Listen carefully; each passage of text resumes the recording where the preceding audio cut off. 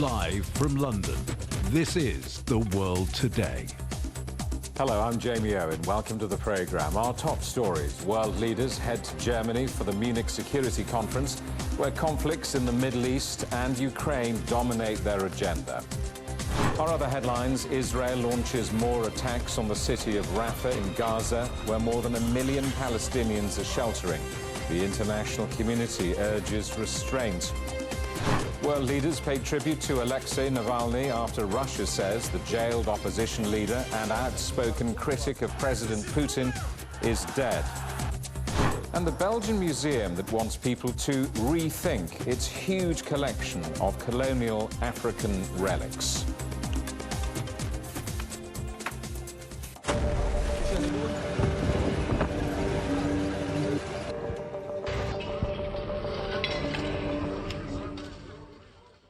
Pressure is growing on Israel not to press ahead with its ground offensive in the city of Rafah in Gaza, where millions of Palestinians are now sheltering. World leaders are meeting at the Munich Security Conference, where the conflicts in the Middle East and in Ukraine are set to dominate the agenda. China's Foreign Minister Wang Yi, US Vice President Kamala Harris, US Secretary of State Antony Blinken, and Ukraine's President Volodymyr Zelensky are all attending. Well, let's talk to our correspondent Natalie Carney, who is in Munich for us. Natalie, the pressure growing on Israel not to press ahead with its ground offensive in Rafah.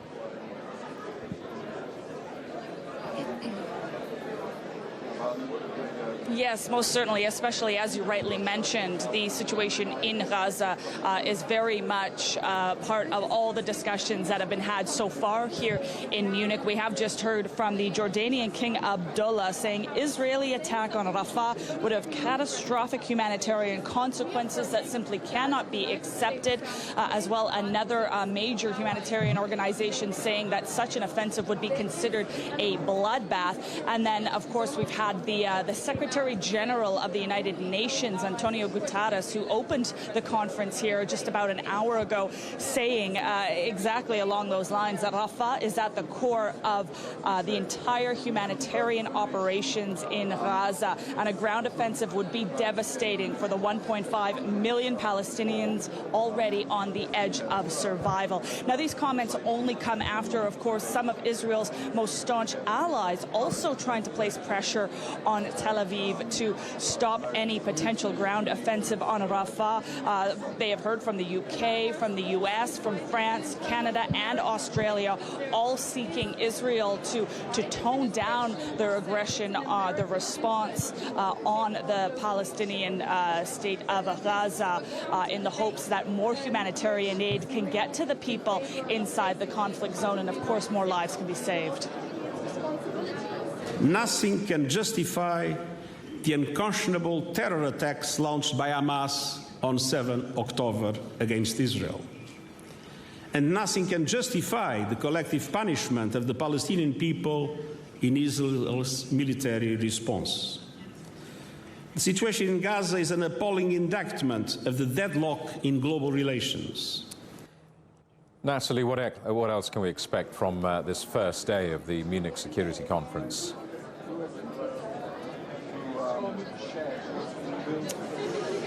Well, we've just heard the speech from the U.S. Vice President Kamala Harris, who just addressed the main stage here in Munich. And she also addressed the situation in Palestine and also asked for a less of a hardened approach from their Israeli allies. She also made a bit of a jab at Donald Trump, saying, as she was lauding, of course, the Biden administration, saying that they are the administration that protect the American people, and that there are others that want to embrace dictators, abandon commitments to our allies, and those points of view are very dangerous and short-sighted. And as you just saw, we also heard from the UN Secretary General Guterres, who did as well address the situation in Gaza, but also climate change and also the need to protect our planet, to protect our economies going forward. He also spoke about the lose-lose dynamics of countries who are chasing gains, saying countries are just doing whatever they want with no accountability.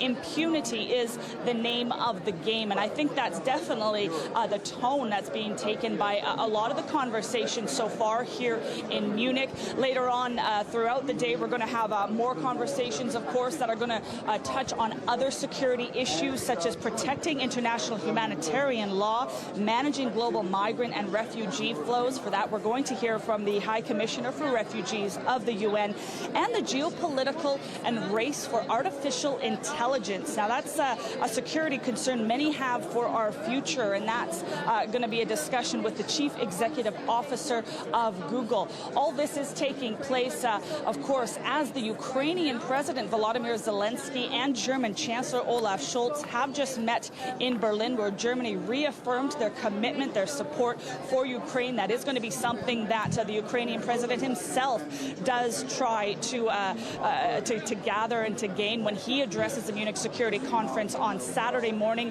Following that speech, we will hear from the Chinese Foreign Minister Wang Yi, who will present Beijing's approach towards all these international situations. Natalie, thank you for that. Our correspondent Natalie Carney at the Munich Security Conference. Well, at least 2 people have been killed and several others injured in a shooting in Israel. Our correspondent Sarah Coates is in Tel Aviv for us. Sarah, what more do we know about this attack? Jamie, this happened just a few hours ago in southern Israel at a bus stop in Kiryat Malachi. What we do know, according to medics, is that 2 of these people who've been shot, they are in a serious condition. The other 2, they are reportedly moderate. An initial investigation shows, or has ID'd rather, the assailant as Fadi Jamjum. He is from East Jerusalem. He reportedly arrived in a car, opened fire at this very busy bus stop, killing those 2, wounding the others, before being shot dead by an armed civilian. There is some reaction coming in. The Prime Minister, Benjamin Netanyahu, he's come out to say that this attack reminds us that the whole country is a front, and that the murderers who come not only from Gaza want to kill us all. The National Security Minister, the far-right National Security Minister, Itamar Ben-Gvir, he's also attended the scene. He says he'll widen the policy to arm more Israeli civilians, saying that terror cannot be spoken to but addressed with a bold response in Gaza, Lebanon, everywhere, adding bold response, zero tolerance, war until destruction, destroy them. Jamie. The United States has again urged Israel to protect civilians in Rafah. Just bring us up to date on those latest talks between Prime Minister Benjamin Netanyahu and US President Biden. Certainly. Well, Netanyahu is remaining extremely defiant. He says that Israel will press on with what he's calling a powerful operation into Gaza, saying that we will not stop until complete victory. Another couple of things that they discussed there was humanitarian assistance to the people in Gaza, and also the possibility, which of course the United States is really pushing for here, of an independent 2-state solution. Netanyahu says that such an agreement will only be reached through direct negotiations between the parties without preconditions, so really rejecting that there. Of course, Jamie, also the hostage situation was spoken about during this 40-minute call, and as all of this happened, there were demonstrations outside the Defence Ministry here in Tel Aviv, family members of these 130 or so hostages chaining themselves together, demanding that the government do more and do it now to bring these people home. Here's one of those family members. We call on the Prime Minister of Israel to do everything that he can to look at these hostages and think of them as if they were his own, and do everything in his power to bring them back. Negotiation happens when people sit one across the other. Negotiations does not happen via telepathy. They need to be together in order to bring them back home. And Jamie, this of course comes after Netanyahu pulled out of those talks in Cairo, calling Hamas's demands delusional. Sarah, thank you for that. Our correspondent Sarah Coates in Tel Aviv. Ukraine's President Zelensky is making flying visits to Berlin and Paris to sign new security agreements. Earlier this month, EU leaders agreed a new $45 billion support package. Germany, the second largest contributor to Ukraine's military effort after the United States, has pledged to double its aid this year amid concern that Kyiv is running short of weapons. Zelensky will join the Munich Security Conference on Saturday.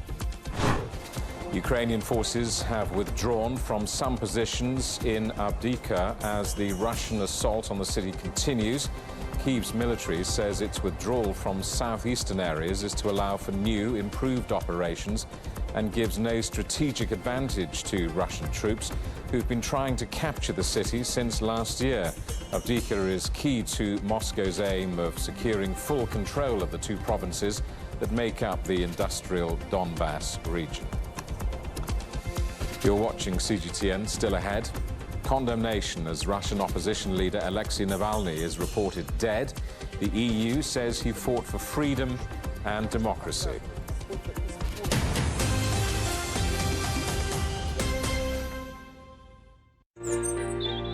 Ever wondered what's the difference between a bear and a bull market? Where are the cash cows? And who are the lame ducks? And what exactly are black swans, grey rhinos, and unicorn companies? Make sense of it all with Global Business, only on CGTN. I think it should be more global cooperation. I would like to hear more the voice of the developing countries. Globalization has lifted more than 1 billion people out of poverty. The green transition has to happen. It's a necessity.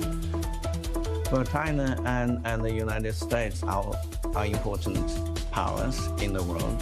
What unites us is much more than what divides us. And I believe China is committed to this agenda. Join me, Juliet Mann, to set the agenda at these times every weekend on CGTN.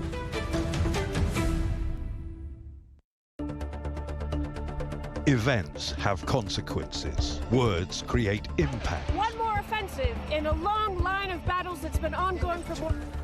Just got to be careful here with some gunshots. Excuse us. The world today matters for your world tomorrow. The number of casualties is growing quickly. This is one of the hardest hit towns in the region. The world today, every day on CGTN.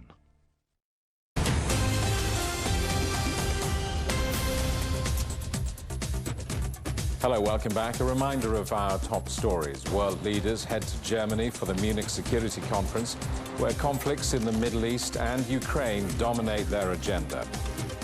Our other headlines: Israel launches more attacks on the city of Rafah in Gaza, where more than 1 million Palestinians are sheltering. The international community urges restraint. There's been international reaction after Russia's prison service announced the death of the jailed opposition leader Alexei Navalny. He was one of President Putin's most outspoken critics. Russia has serious questions to answer. Alexei Navalny has been a strong voice for freedom, for democracy for many years, and NATO and NATO allies have called for his immediate release for a long time. And today my thoughts go to his family and his loved ones, and we remain committed to support everyone that believes in democracy and freedom, as Alexei Navalny has done for so many years. Well, let's talk to our correspondent Dasha Chernyshova, who's in Moscow for us. Dasha, what more do we know about the circumstances of Alexei Navalny's death?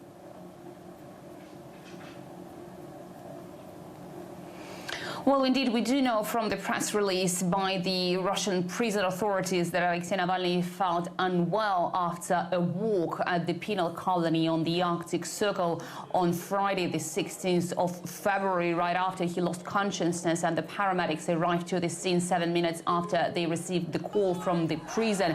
They have been trying for 30 minutes to revive Alexei Navalny, but they couldn't do anything. After that, the death was confirmed by the paramedics. Now, we also understand that the special commission by the Russian Investigative Committee has been set up in order to make sure that all the procedures were in place to provide Alexei Navalny with all the due help. The Kremlin has also confirmed that the medical expertise is needed to establish the cause of what has happened. So no cause has been announced so far. But interestingly, we've heard some reports from the team of Alexei Navalny, his organization that has been labeled as extremist and terrorist by the Russian authorities, that the day before he actually felt well. He was seen last time appearing by the video link in the court hearing when he was making a case against the penal colony in the Vladimir region regarding the conditions in which he was held there. We also have heard from his lawyers that they last saw him on Wednesday, and back then he was also feeling well. So certainly the understanding is that the team of Alexei Navalny has sent their lawyer to the Harb. This is where the penal colony is located, to see what was the sequence of the events that had led to the death of Alexei Navalny. Remind us of who he was and the charges that have been made against him by the Kremlin.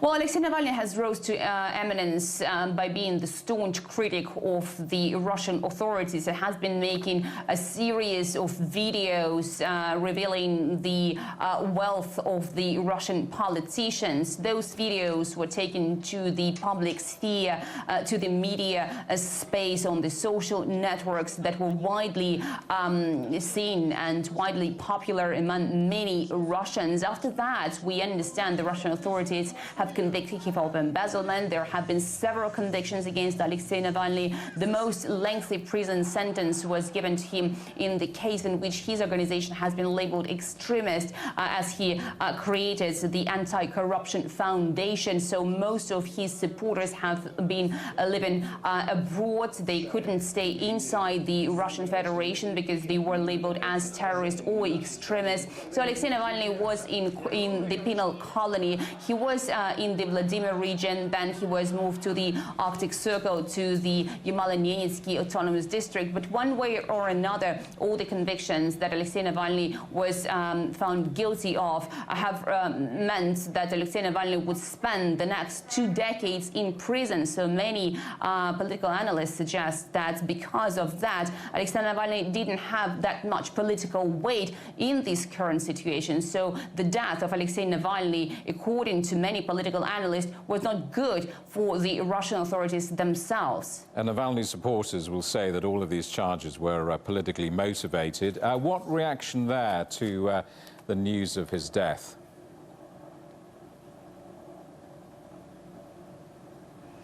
Well, we have heard a lot from the Western leaders who have said that was a very sad development, especially for the politics inside the Russian Federation. To all those criticism that has been coming from the Western countries regarding the Kremlin being behind these developments, the spokesperson for the Russian Foreign Ministry, Maria Zakharova, said that the speedy reaction from the West was self-expository, suggesting that it is the Western countries that benefit from the death of Alexei Navalny. But at the same time, we haven't had any confirmation regarding Navalny's death from his team. His wife, Yulia Navalny, who is in Munich at the moment, said she didn't know whether to believe that terrible news or no, but she said one way or another that has been reported only by the state sources. She also suggested that she was going back to Russia, and she said that anyone who is responsible for the death of Alexei Navalny should be held accountable. And certainly we understand that the Russian authorities are going to set up a special commission to look into what happened and establish the cause. And this is what the political experts have been saying, that the Russian authorities are interested in establishing the real cause of what happened at the penal colony and what has caused Alexei Navalny's death. Dasha, thank you for that. Our correspondent Dasha Chernyshova in Moscow.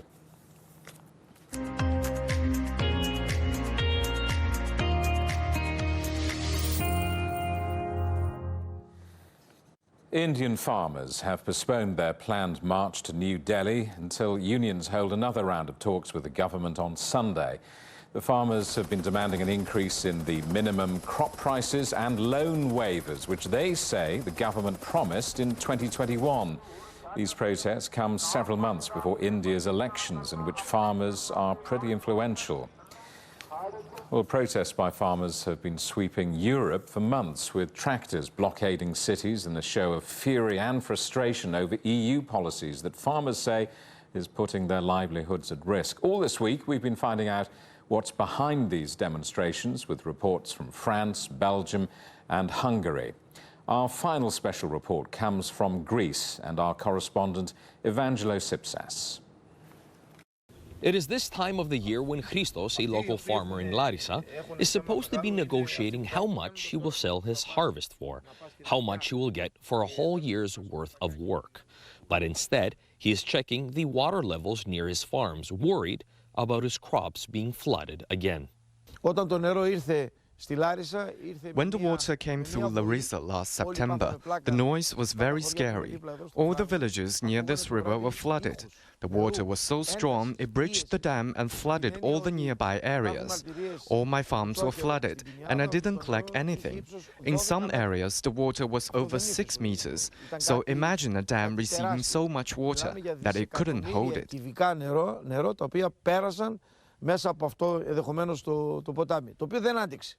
And that's one of the farmers' demands here in Greece: better infrastructure projects to protect them against extreme weather phenomena. They want more dams and a better drainage system to avoid another disaster, such as last September's floods, while the whole of the Thessaly region was underwater. 20 people lost their lives and hundreds of thousands of farms, houses, and livestock destroyed. Greek Prime Minister Kyriakos Mitsotakis last week offered a relief to farmers by offering to lower power bills for the next 10 years to address their concerns and convince them to stop their mobilizations.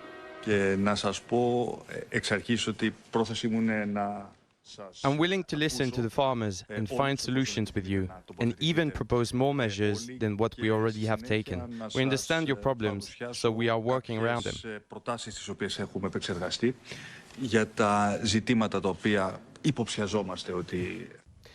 That meeting did not sit well with farmers. On the one hand, yes, they are satisfied as they will receive subsidies for high energy bills. But on the other hand, there was no mention about extreme weather protection. Right behind me is Lake Karla. What you actually see is not the lake. The lake is actually 6 times smaller. Everything around it, farms that are underwater. And that's what farmers have been asking from the government, to protect them and avoid another similar situation. Most people see what happened here in Thessaly as a tragic event, and after a few months, life is back to normal. But it's not like that. Look, it's been months, and all of us, including me as the governor, are trying to clean up the mess.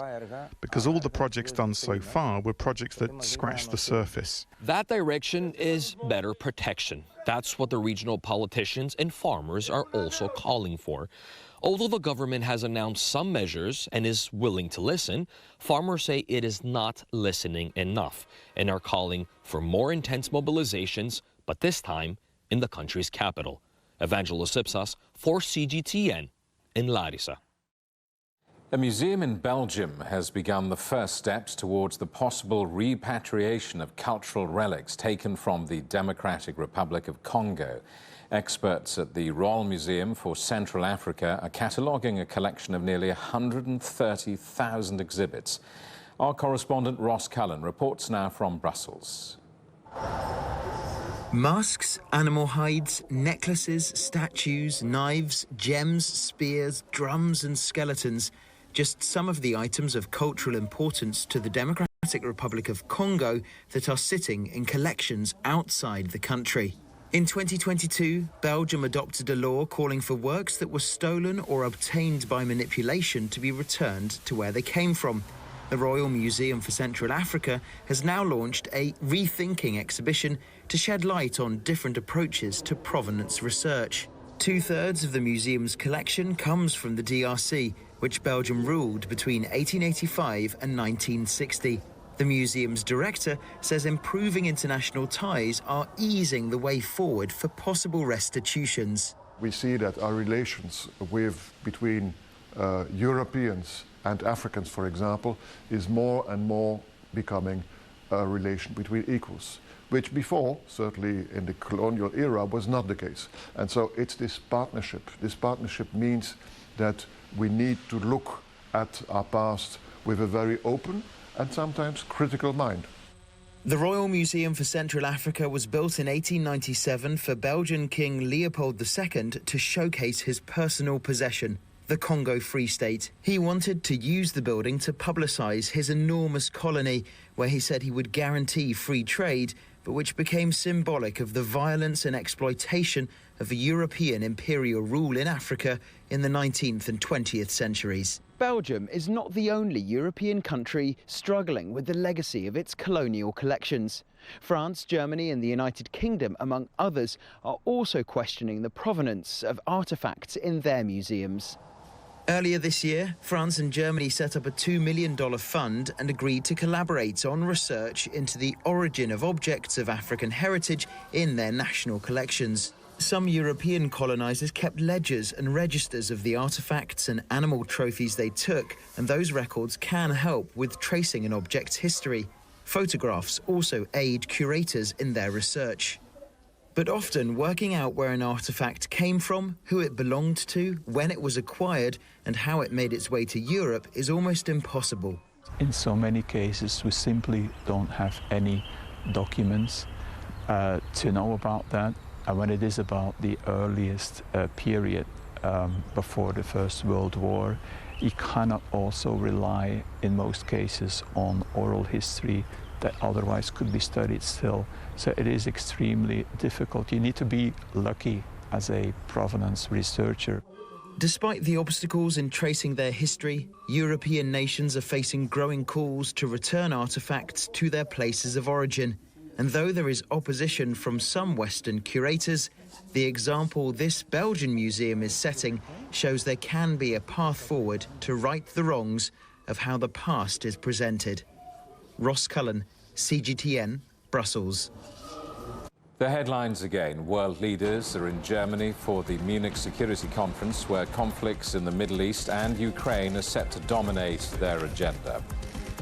Our other headlines: Israel launches more attacks on the city of Rafah in Gaza, where more than 1 million Palestinians are sheltering. The international community urges restraint. And world leaders pay tribute to Alexei Navalny after Russia says the jailed opposition leader and outspoken critic of President Putin is dead. And that is the world today. Thank you for watching. We're back with more news at the top of this hour. Coming up next, it's World Insight. For now, from all of the team in London, it's goodbye.